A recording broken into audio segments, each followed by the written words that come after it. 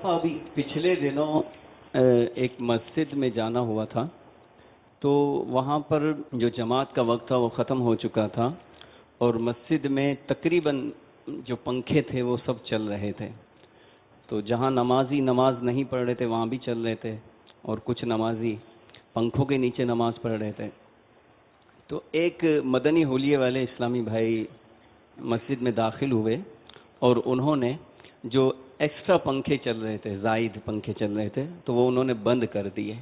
تو اس طرف بھی آپ ہماری رہنمائی فرمائیں کہ ہر نمازی کیا اپنے لیے علیحدہ سے کوئی پنکھا چلائے؟ اول تو یہ کہ واقعی یہ مساجد میں بھی یہ مسائل تو ہیں بجلی کے کثرت استعمال کے، کہ وہ اذان سے پہلے بعض اوقات وہ ساری مسجد کے پنکھے، رات ہو تو لائٹیں اور یہ سب جگمگ جگمگ کر دیتے ہیں، آہستہ آہستہ نمازی آتے ہیں، اور واقعی یعنی کہ وہ بعد میں بھی اس کی بھی غفلت ہے۔ تو انتظامیہ کی یہ ذمہ داری ہے کہ ان مسائل کو حل کرے، اور نمازیوں کو بھی چاہیے کہ وہ انتظامیہ کی توجہ دلائے کہ ایسا نہ کیا کریں۔ جتنے نمازی ہیں اتنے پنکھے ضرورتاً کہ ایک پنکھے کے نیچے یہ 4-5، جیسے کہ ہم یہاں 2 صفیں بنتی ہیں، یہ 2 حصے ہیں ہمارے اوپر جو کیبن کے اندر جو میں بیٹھا ہوں جہاں،